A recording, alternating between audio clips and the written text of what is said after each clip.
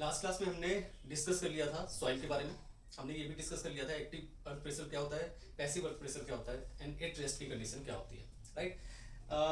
वहां से हमें ये भी पता चला कि जो एक्टिव अर्थ प्रेशर है वो रादर इंपॉर्टेंट है देन बाकी दोनों कंडीशन से। सो अब हम एक्टिव अर्थ प्रेशर को ही बेस निकालते हैं एंड हम ये निकालते हैं कि कितना एक्टिव अर्थ प्रेशर होगा हमारी रिटेनिंग वॉल पे for different different soil conditions, right. चलिए सबसे पहले यहाँ पर हेडिंग डाल लेते हैं active earth pressure, correct, okay. अब एक्टिव अर्थ प्रेशर देखिए, ये टर्म अपने आप में पूरा है अर्थ प्रेशर, क्योंकि हम अर्थ को क्या बोलते हैं यहाँ पर, सॉइल। यानी सॉइल का प्रेशर रिटेनिंग वॉल पे कितना है ये अपने आप में एक कंप्लीट क्वेश्चन है। बट यहाँ पर एक्टिव लगा हुआ है, मतलब आपको स्पेसिफिक कंडीशन बताई गई है कि जो सॉइल है ये क्या कर रही है, पुश कर रही है रिटेनिंग वॉल को, राइट। तभी तो ये एक्टिव अर्थ प्रेशर की कंडीशन होगी, राइट। और अगर ये कंडीशन है तो नॉर्मल अर्थ प्रेशर से एक्टिव अर्थ प्रेशर को हम कैसे डिस्टिंग्विश करेंगे, मतलब अलग कैसे करेंगे, तो वहां पर आता है अर्थ प्रेशर कांस्टेंट, राइट। अगर आप एक्टिव अर्थ प्रेशर की बात कर रहे हैं तो आएगा एक्टिव अर्थ प्रेशर कोफिशिएंट, अर्थ प्रेशर कोफिशिएंट, ओके। और इसको हम डिनोट करते हैं के ए से। अब देखिए ये कोफिशिएंट किस बात पर डिपेंड करना चाहिए, राइट। हम बेस पे जाते हैं, हमें नहीं पता कि इसका फॉर्मूला क्या होगा, फॉर्मूला तो मैं अभी बता ही दूंगा, बट हम पहले ये समझते हैं कि ऐसा कौन सा टर्म है जिस पर ये डिपेंड करना चाहिए। देखो ये सॉइल है, ये रिटेनिंग वॉल है। सॉइल जो है रिटेनिंग वॉल को पुश कर रही है, और जैसे ही रिटेनिंग वॉल को पुश करेगी, सॉइल रिटेनिंग वॉल को पुश करने के चक्कर में खुद को भी स्ट्रेच करेगी, राइट। या फिर इसका वैसा वर्सा मान लीजिए आप कि सॉइल खुद को स्ट्रेच कर रही है और इसीलिए क्या करेगी, रिटेनिंग वॉल को पुश करेगी। मतलब कि कंडीशंस के हिसाब से ये डिपेंड करना चाहिए एंगल ऑफ इंटरनल फ्रिक्शन पे, है ना। आप कहोगे सर ये तो आपने ऐसे ही बता दिया, ये तो हर केस में ऐसे ही होगा। नहीं, हर केस में नहीं होगा, ध्यान से समझो। जब रिटेनिंग वॉल पुश कर रही होगी ना सॉइल को, तो इनके बीच की बॉन्डिंग बढ़ रही होगी, तब तो ये ब्रेक ही नहीं होंगे, राइट। तो मतलब जो इनके बीच का आपस में फ्रिक्शन है उस पर डिपेंड करेगा हमारा के ए का वैल्यू, और वो कितना होता है 1 minus sine phi upon 1 plus sine phi. मतलब कि अगर आपको नॉर्मल अर्थ प्रेशर को एक्टिव अर्थ प्रेशर बनाना है तो हमें एक कोफिशिएंट का मल्टीप्लाई करना पड़ेगा, जिसे हम बोलते हैं coefficient of active earth pressure और active earth pressure coefficient. I hope यहां तक आपको कंडीशन समझ में आ रही है, राइट। अब हम बात करते हैं सॉइल कंडीशंस की और देखते हैं कैसे अर्थ प्रेशर हम निकालते हैं, राइट। सबसे पहले मैं कुछ नॉर्मल चीजें बता देता हूं, फिर उसके बाद सॉइल पे आता हूं। सपोज लेट्स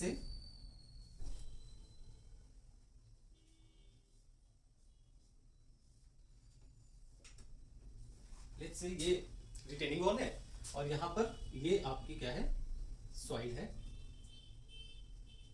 वाटर की तरह मैंने बना दिया है, बट आप सॉइल समझिए कि ये सॉइल है। अब एक बात बताओ, अगर मैं यही जो मैंने बनाया है इसको बना देता हूं लेयर्स, ठीक है।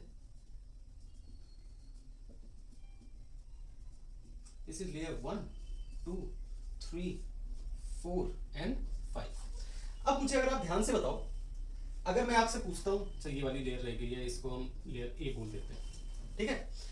लेयर ए में और 5 में मैं अगर आपसे पूछता हूं कि सिर्फ सॉइल की वजह से किस में ज्यादा प्रेशर आएगा, राइट, आप कैसे बताओगे। देखो इस लेयर पे इस पूरी यहां तक का प्रेशर है, मतलब 1 का भी है, 2 का भी है, 3 का भी है, 4 का भी है और 5 का भी है। तो ऑब्वियसली यहां पर लेट्स से इतना प्रेशर है, जस्ट सेइंग, राइट। इतना प्रेशर भी मुझे पता नहीं, मैंने एक रैंडम कट मार दिया है। अब 1 पे ए का तो होगा नहीं, सिर्फ किसका है, 2 का, 3 का, 4 का, 5 का, तो लेट्स से इससे थोड़ा सा कम।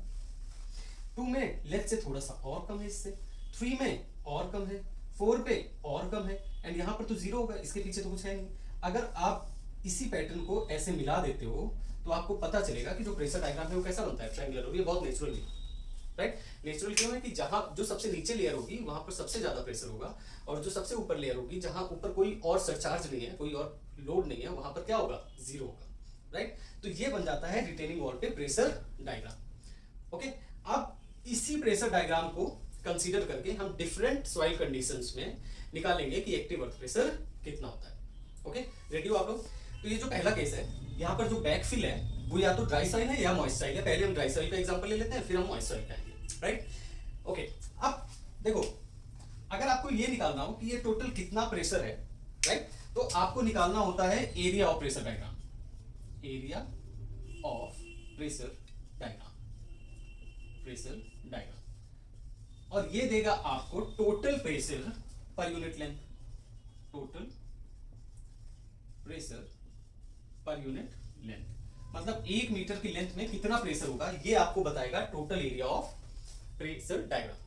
अब प्रेशर डायग्राम का एरिया निकालने के लिए हमें ये तो हमने डिस्कस कर लिया था कि ये कैसा होगा, ट्रायंगुलर होगा, बट अगर आपको ये ट्रायंगल का भी एरिया निकालना है तो ट्रायंगल का एरिया क्या होता है, ट्रायंगल का एरिया होता है half into base into height, correct. Okay, यहां पर इतना तो दिया है कि जो रिटेनिंग वॉल की हाइट है वो कितनी है, h है, बट बेस कैसे निकालोगे, राइट। अब बेस के लिए आपको यूनिट वेट का थोड़ा सा कॉन्सेप्ट समझना पड़ेगा, और वो आपको समझ में आएगा यूनिट वेट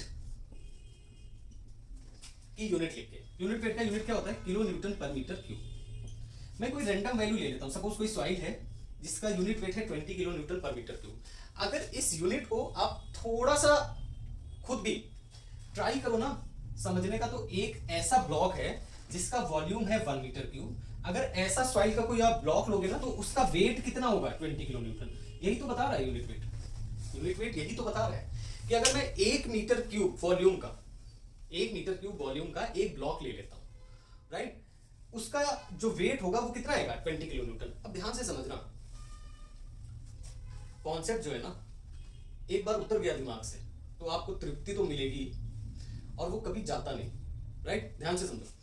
अब मैंने सपोज मान लिया है कि जो मैं सॉइल ले रहा हूं उसका जो सरफेस एरिया है वो 1 मीटर स्क्वायर है, कितना है, 1 मीटर स्क्वायर है। मतलब अगर मुझे 1 मीटर क्यूब वॉल्यूम करना होगा तो हाइट कितनी रखनी होगी, 1 मीटर, राइट, क्योंकि यहां पर देखो एरिया इंटू हाइट यही होगा वॉल्यूम। एरिया मैंने मान लिया है 1, हाइट और वॉल्यूम वैसे ही 1 है, तो हाइट कितनी आ जाएगी, 1 मीटर। यानी एक ऐसा ब्लॉक है जिसकी हाइट 1 मीटर है और कितना वेट दे रहा है, 20 किलो न्यूटन। देखिए इमेजिनेशन है बट कॉन्सेप्ट में टक से पहुंचोगे, ध्यान से समझते रहना। अब लेट्स से कि मैं क्या कर रहा हूं कि जो हाइट है उसको हाफ कर देता हूं, सिर्फ कॉमन सेंस से बताना कि 1 मीटर सरफेस एरिया को कांस्टेंट रखो 1 मीटर स्क्वायर, 1 मीटर की हाइट का वेट है 20 किलो न्यूटन। अगर मैं हाइट को हाफ कर देता हूं तो वेट कितना रहेगा, तुरंत बोलो 10 किलो न्यूटन, और वही होगा 10 किलो न्यूटन होगा। आधी मिट्टी अगर आपने हटाई दी है तो उसका वेट भी तो खत्म हो जाएगा, और अगर वेट खत्म हो गया इसका मतलब कैसे आ रहा है, ये आ रहा है यूनिट वेट का मल्टीप्लाई किया किससे, आपने हाइट में, तभी तो वेट आ रहा है, राइट, जिसको हम यहाँ पर प्रेशर बोल रहे हैं। प्रेशर वो वाला प्रेशर भी समझना आप, यूनिट वेट का मल्टीप्लाई किससे किया, हाइट से किया, बिल्कुल सिंपल है। यानी यहाँ पर जो प्रेशर निकालोगे, यानी जो सबसे बॉटम लेयर पे सबसे ज्यादा लोड होगा उसका फॉर्मूला क्या हो जाता है, unit weight multiply by height. क्या हो जाता है, unit weight multiply by height. अब यार देखो इतना समझ में आ गया है ना, अगर आप हाइट ज्यादा बढ़ा दोगे तो मल्टीप्लाई कर दो वेट का, अगर आप हाइट ज्यादा बढ़ा दोगे तो क्या, सॉरी, अगर आप हाइट बड़ी कर दोगे तो मल्टीप्लाई हो जाएगा उसी हाइट का, उतने टाइम से आपका यूनिट वेट बढ़ जाएगा, राइट। मतलब कि सपोज ये 5 मीटर है और यूनिट वेट 20 है, 5 मीटर है और यूनिट वेट कितना है 20 है, तो 20 इंटू 5 ये यहाँ पर बॉटम पे आपका वेट आ जाएगा। क्लियर है, समझ में आ रहा है। मतलब ये जो पूरी सॉइल है ये करते करते कितना वेट डाल देगी, इतना वेट डाल देगी यहाँ पर। यानी बेस निकालना आपको समझ में आ गया। बेस का सिर्फ फॉर्मूला होगा गामा मल्टीप्लाइड बाई एच। क्या होगा, यूनिट मल्टीप्लाइड बाई हाइट। अब बिकॉज हम एक्टिव अर्थ प्रेशर निकाल रहे हैं तो हमें के का मल्टीप्लाई करना पड़ेगा, वो आप चाहे पहले कर लो या फिर बाद में कर लो। बाद में कहा, मैं अभी बताता हूँ। कितना पोर्शन आएगा आपको समझ में आ गया है, राइट। अब हाफ बेस इनटू हाइट करना है, प्रेशर टोटल प्रेशर निकालना है तो कैसे करेंगे, हाफ, अब एक्टिव अर्थ प्रेशर है तो के का मल्टीप्लाई कर दीजिए पहले। बेस कितना हो गया, gamma into H, right, and multiply by height है तो हाइट कितनी है, एच। ओके, अब ये तो जनरल फॉर्मूला आ गया। अब देख लो सॉइल कौन सी है आपकी। अगर ड्राई सॉइल है तो गामा की जगह क्या हो जाएगा, गामा डी, यानी फॉर ड्राई सॉइल जो फॉर्मूला आ जाएगा half K A gamma D H square, right, for dry soil, for dry soil. और अगर आपको मॉइस्ट सॉइल के लिए करना है तो क्या करोगे, फॉर मॉइस्ट सॉइल। मॉइस्ट मतलब सैचुरेटेड सॉइल, जिसके बारे में हम बात कर चुके हैं। मतलब कि जो आपके वाइट्स हैं उसमें एयर को एक्सपेल करके वाटर आ जाए, जिसे हम क्या बोलते हैं, मॉइस्ट सॉइल, है ना। अब अगर ये मॉइस्ट सॉइल है तो क्या हो जाएगा, half K A gamma saturated multiplied by H square, gamma saturated multiplied by H square. समझ में आ रहा है। कुछ भी नहीं करना है हमें, क्या है जो टोटल प्रेशर है वो कौन देगा, area of the pressure diagram. Area of the pressure diagram में हमें ये पता होना चाहिए कि डायग्राम कैसा बनेगा। डायग्राम हमने देख लिया, ट्रायंगुलर बनेगा। ट्रायंगुलर बनने के बाद अगर ट्रायंगल का एरिया निकालना है तो हमें बेस और हाइट पता होनी चाहिए। हाइट हमें रिटेनिंग वॉल की in most of the cases पता होगी अगर हमें प्रेशर निकालना है। डिजाइन करने की बात अलग है, उसके बारे में हम बाद में डिस्कस करेंगे, राइट। तो उसका बेस कितना होगा, gamma into H. Unit weight आपको पता है, हाइट का मल्टीप्लाई कर दीजिए, आपको क्या पता चल जाएगा, बेस, और फिर आप फॉर्मूला लगा दीजिए एरिया ऑफ ट्रायंगल का, you will get your final answer. Correct, okay. ये तो हमारे पास एक केस हो गया, wall retaining dry and moist soil. अब दूसरा केस करते हैं जब आपकी सॉइल सबमर्ज्ड होगी। ओके, चलिए, बहुत इंपॉर्टेंट केस है। अब वॉल जो है आपकी सबमर्ज्ड सॉइल को रिटेन कर रही है। सबमर्ज्ड सॉइल को रिटेन करने का मतलब क्या है कि सॉइल थी और फिर वाटर टेबल बढ़ता बढ़ता बढ़ता बढ़ता पूरा ऊपर तक पहुंच गया रिटेनिंग वॉल पे, राइट। मतलब क्या हुआ कि अब जो सॉइल है वो तो कैसी हो गई, सबमर्ज्ड हो गई। सॉइल कैसी हो गई, सबमर्ज्ड। एंड सबमर्ज्ड का unit weight for submerged soil, जो यूनिट वेट है वो क्या होता है, गामा डैश से और गामा सबमर्ज्ड से डिनोट करते हैं, राइट। एंड इसका फॉर्मूला क्या होता है, gamma saturated minus gamma W. ये आपका क्या हो जाता है, फॉर्मूला। और वाटर का यूनिट वेट क्या होता है, वाटर का यूनिट वेट होता है 10 kilo newton per metre cube, right. अगर आप ग्रेविटी को 9.8 मानते हैं तो 9.8 kilo newton per metre cube हो जाता है। अब ध्यान से समझिए, सॉइल तो है ही सबमर्ज्ड, इसके साथ क्या, किसका लोड लग रहा होगा, वाटर का, राइट। किसका वेट लग रहा होगा, आप ऐसे समझो, आप समझो कि ये फ्लोर है, राइट। फ्लोर के ऊपर आपने सॉइल रखी है, ठीक है, और सॉइल के ऊपर वाटर रख दिया, राइट। सॉइल के ऊपर क्या कर दिया, वाटर रख दिया। अब वेट क्या होगा, यहाँ पर सॉइल का वेट होगा और वाटर का वेट होगा। अब जो वो वाटर है ना उसको सॉइल में डाल दो, ठीक है, और वो सॉइल में मिक्स हो गया। अब वाटर तो हट गया, लेकिन अभी भी यहाँ पर वेट किसका है, सॉइल का भी है और वाटर का भी है। सिमिलरली यहाँ पर जो रिटेनिंग वॉल पे प्रेशर लगेगा वो किसका लगेगा, सॉइल का भी लगेगा और वाटर का भी लगेगा, राइट। तो एक तो प्रेशर डायग्राम है ये सॉइल का, इसे हम P1 मान लेते हैं, और दूसरा किसका बनेगा, वाटर का, राइट। दूसरा बनेगा वाटर का, राइट। और प्रेशर डायग्राम तो ट्रायंगल ही बनेगा। तो ये हमने बना दिया है किसके लिए, for water, and that is P2। अब इसके लिए जो बेस होगा कितना होगा, gamma dash multiplied by H, क्योंकि सॉइल कैसी है, सबमर्ज्ड है। और इसके लिए यहाँ पर वाटर के लिए बना है तो इसके लिए बेस कितना होगा, gamma W multiplied by H. अब हम टोटल प्रेशर मतलब P1 भी निकालिए और P2 भी निकालिए, राइट। और दोनों को क्या कर दीजिए, ऐड कर दीजिए। अगर आपको नेम करके ज्यादा समझ में आता है तो इसको नेम कर लेते हैं, P Q R S T U, right. मतलब कि अगर आपको सॉइल के लिए निकालना है तो प्रेशर डायग्राम PQR का टोटल एरिया निकालेंगे, राइट। फॉर, मैं यहां पर लिख ही देता हूं, जो टोटल प्रेशर होगा, total pressure will be due to number 1 for due to submerged soil, due to submerged soil, and दूसरा water, दूसरा किसकी वजह से होगा, वाटर की वजह से होगा। एक तो सबमर्ज्ड सॉइल की वजह से होगा, दूसरा किसकी वजह से, वाटर की वजह से होगा। अब अगर सबमर्ज्ड सॉइल के लिए निकालना है तो एरिया ऑफ ट्रायंगल PQR निकालना पड़ेगा, दैट इज हाफ KA, क्योंकि एक्टिव अर्थ प्रेशर निकाल रहे हैं, KA multiplied by base gamma dash H multiplied by height H। तो ये हो गया half KA gamma dash H square, half KA gamma dash H square. और अगर वाटर की वजह से निकाल रहे हैं तो ट्रायंगल STU का निकालना पड़ेगा area. So half KA gamma W H base हो गया into H, means half KA gamma W H square, half KA gamma W H square. अब यहाँ पर बस एक देखने वाली बात है कि जब वाटर के केस में बात करूं, किस पर डिपेंड कर रहा था कि एंगल ऑफ रिपोज या एंगल ऑफ इंटरनल फ्रिक्शन। अब वाटर के बीच में कोई इंटरनल फ्रिक्शन होता है क्या, बिल्कुल नहीं होता है। आप वाटर को प्लेन सरफेस पे भी गिराओगे ना, विदाउट एनी एंगल वाटर फैलने लगेगा। इसका मतलब कोई इंटरनल फ्रिक्शन पार्टिकल्स के बीच में है ही नहीं, मतलब वो 0 डिग्री पे भी मूव करेगा।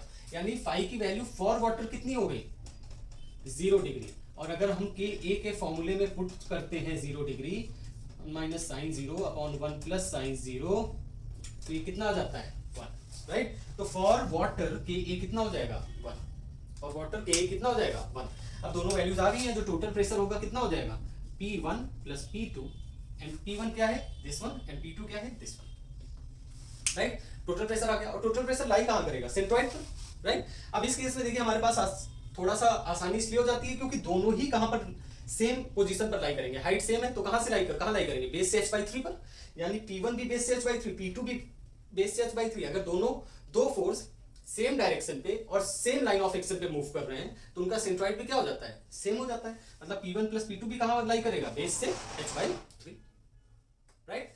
आई होप आपको ये समझ में आया। चलिए मूव करते हैं नेक्स्ट कंडीशन में, where wall retaining partially submerged soil.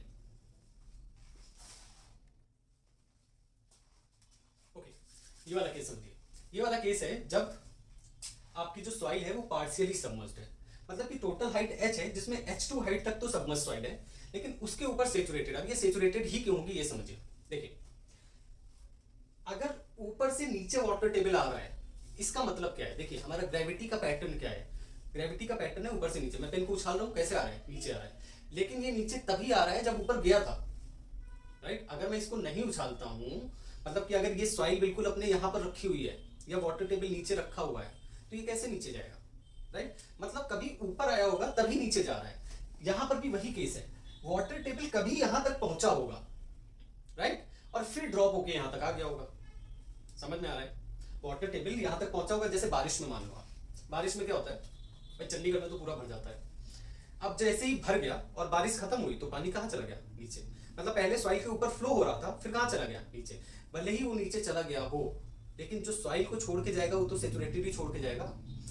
क्या ये कभी पॉसिबल है कि दो लेयर ऑफ सॉइल आपस में कनेक्टेड हो, जिसमें से एक प्योरली ड्राई हो और दूसरी प्योरली सबमर्ज्ड हो। केस ये हो सकता है कि एक ड्राई हो और दूसरी सेचुरेटेड हो, ये तो हो सकता है, लेकिन अगर ये सबमर्ज्ड है तो ये ड्राई नहीं हो सकती, राइट। ये कैसी होगी, सेचुरेटेड होगी। आई होप कि मैं ये समझा पाया हूं आपको। अब मैं आ जाता हूं प्रेशर डायग्राम पे। देखिए, अगर आप ध्यान से समझोगे तो जो सबमर्ज्ड का यूनिट वेट है वो हमने लिखा है सेचुरेटेड माइनस गामा डब्ल्यू। मतलब यहां पर लिखता हूं, कहां लिखूं, यहां लिखता हूं, गामा डैश हमने लिखा है gamma saturated minus gamma W. अब अगर इस इक्वेशन को देखोगे ना तो आपको ये पता चलेगा कि gamma dash will be always less than gamma saturated.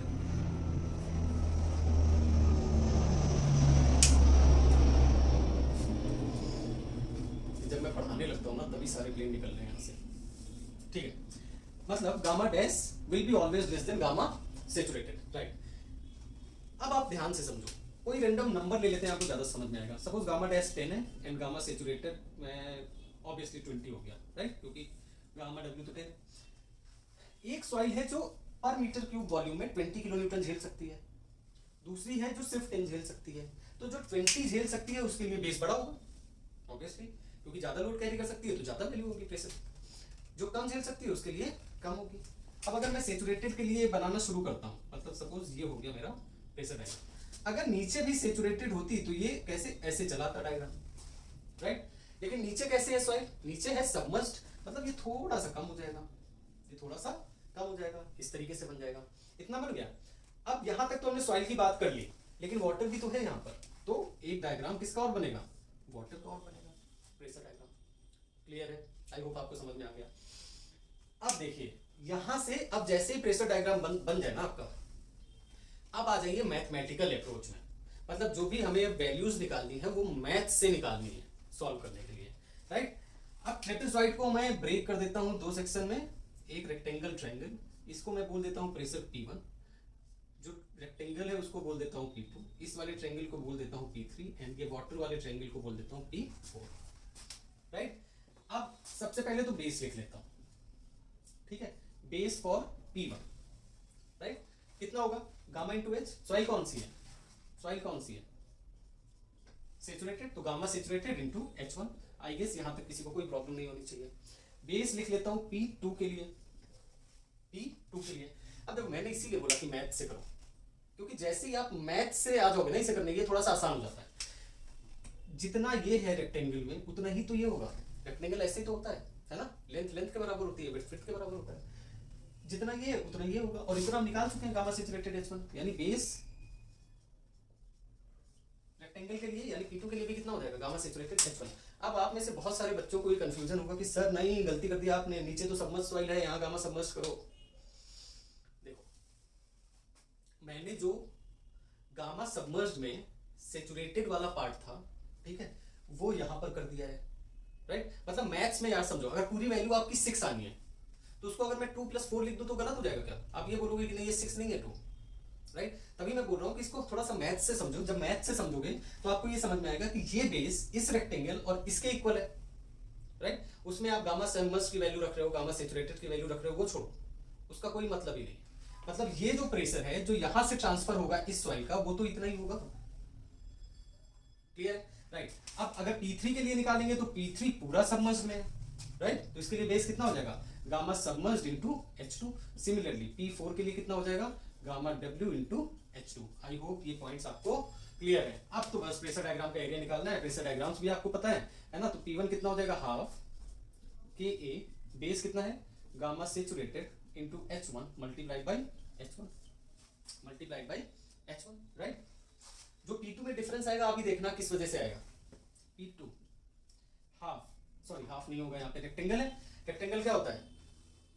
Width into height. Width आपको पता है, मतलब बेस आपको पता है, गामा सैचुरेटेड इनटू H1 की A लगेगा, लेकिन एक्टिव वर्क प्रेशर निकाल रहे हैं, मल्टीप्लाइड बाय H2। मतलब ये जो प्रेशर है कहां तक लग रहा है? H2 तक लग रहा है, राइट? देखो यार ऐसे समझो ना, एक सॉइल ऊपर है, इस सॉइल का वेट नीचे तक तो आएगा ही, ऐसे बीच में गायब थोड़ी ना हो जाएगा नीचे अगर सबमर्ज्ड आ गई तो।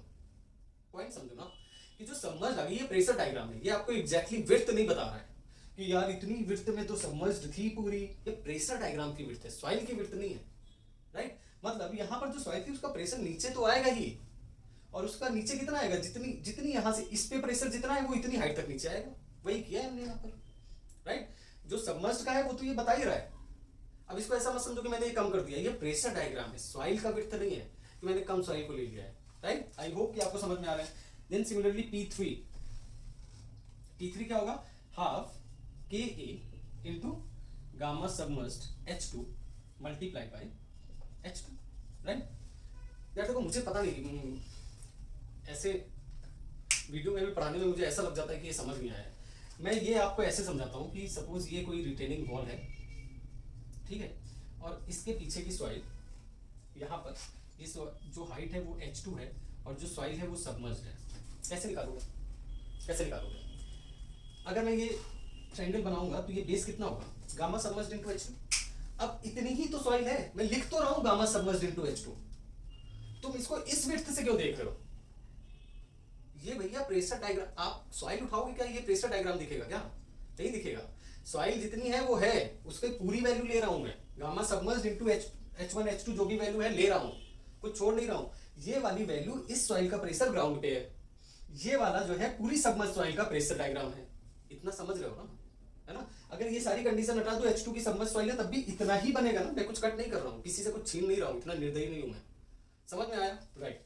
Gamma dash H2 multiplied by H2, then P4 water का निकालना है, half KA into gamma W into H2 into H2, right?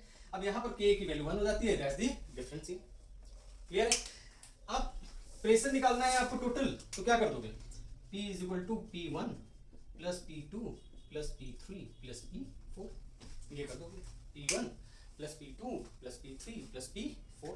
समझ में आया? बहुत अच्छे। अब पोजीशन निकालो, ये सारा, अगर देखो यार ऐसा थोड़ी ना है, भाई ये थोड़ी ना बोल रही होगी कि नहीं वाटर से यहाँ पे प्रेशर आ रहा है, सबमर्ज्ड से यहाँ आ रहा है, उस पे तो एक प्रेशर लग रहा होगा सेंट्रॉइड पे। अब आपने अलग अलग, अब आपका साइंस अभी थोड़ा सा पीछे कि आप अलग अलग करके निकाल रहे हो। अब ये तो निकाल लिया आपने, अब मुझे ये बताओ कि टोटल प्रेशर कहाँ पर लगेगा, और वो आपको आता है सेंट्रॉइड से। हमें या तो बताना पड़ेगा बेस से या तो टॉप से, है ना? बेस जनरली फिक्स होता है तो हम बेस से वैल्यू निकालते हैं, तो हम इंडिविजुअली सेक्शन का सेंट्रॉइड निकाल लेंगे बेस से, और फिर जो हमारा सेंट्रॉइड वाला फॉर्मूला है that is H bar is equal to P1 H1 plus P2 H2 plus P3 H3 plus P4 H4 divided by P1 plus P2 plus P3 plus P4। ये फॉर्मूला लगा देंगे और हमारी वैल्यू आ जाएगी। अब देखो बस H1 निकालना है। H1 अगर ये ट्रायंगल यहां से वैल्यू ले रहे होते तो H1/3 होता, H1/3 होता, बट चाहिए कहां से? बेस से, यानी H2 plus H1/3, H2 plus H1/3। Similarly H2 वो तो बेस से ही है, रेक्टेंगल का सेंट्रॉइड हाफ पर means H2/2। Similarly H3 triangle base से ही है, H2/3 and H4 will also be H2/3। सारी वैल्यूज आपको पता है, P1 P2 P3 P4 निकाल लिया है, वैल्यूज पुट कर दोगे आपको सेंट्रॉइड मिल जाएगा। आई होप पॉइंट आपको क्लियर है। राइट। चलिए मूव करते हैं नेक्स्ट कंडीशन पे। ये यार वन ही लिखा रह गया हर बार, इसको स्टार बना देते हैं, लेकिन अब क्या बनेगा। ओके मूव करते हैं नेक्स्ट कंडीशन पे, जहां अब रिटेनिंग वॉल के ऊपर से आपकी रोड निकल गई है, राइट। मतलब कि जो उसका वेट है, मतलब जो एक्स्ट्रा, इसे हम बोलते हैं सरचार्ज। सरचार्ज मतलब क्या होता है कि आपने सपोज कहीं पर देखा होगा इतना सरचार्ज लगा है, मतलब आपको जो सर्विस दे रहा है उसका तो लगा ही है, कुछ एडिशनल लगा है। मतलब कि जो सॉइल का वेट है वो तो रिटेनिंग वॉल बेचारी ले ही रही है, लेकिन उसके एडिशनल मतलब सरचार्ज कुछ लग गया है। उस कंडीशन में जो टोटल प्रेशर है वो कैसे निकलेगा, बहुत ही सिंपल है हाउएवर, लेकिन थोड़ा सा समझना है, थोड़ा सा कॉन्सेप्ट है, देखते हैं क्या होता है। घबराना नहीं, मैं पूरा समझाने की कोशिश करूंगा, ध्यान से समझो क्या है। अब क्या होगा ना कि जो सॉइल है ना, ठीक है, wall retaining soil subjected to the super impose loading, मतलब कि यहाँ पर जो सॉइल है ना, इस पे कुछ एडिशनल लोड भी लग रहा है, सपोज के kilo newton per metre square का लोड लग रहा है। अब इस केस में कैसे होगा, देखो अब अगर इस सरफेस की मैं बात करूं ना, तो यहाँ ऑलरेडी कितना लग रहा है, q kilo newton per metre square, right. अब इसको मैं प्रेशर डायग्राम में अगर कन्वर्ट करना चाहूं तो कैसे कन्वर्ट होगा, देखो अगर मुझे ये सपोज लेट्स से ये प्रेशर डायग्राम है और यहाँ पर कितना लग रहा है, q kilo newton per metre square, q kilo newton per metre square, मतलब इसकी हाइट सपोज मैं कुछ मान लेता हूं, सपोज इसको एच ई मान लेता हूं, मतलब इक्विवेलेंट हाइट, और जो यहाँ पर सॉइल थी उसका यूनिट वेट गामा है, तो क्या मैं बोल सकता हूं कि यही वैल्यू गामा इंटू एच ई होगी, गामा इंटू एच ई होगी, बिल्कुल होगी।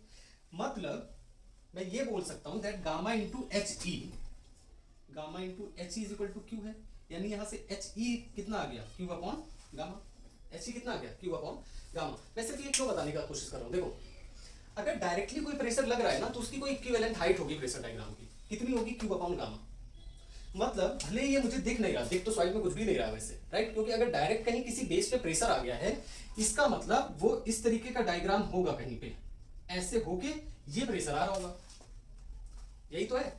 मतलब हम ये मान तो सकते हैं कि ये इक्विवेलेंट हाइट, और ये हाइट कितनी होगी, ये वाली होगी Q upon gamma that is H E, Q upon gamma that is H E.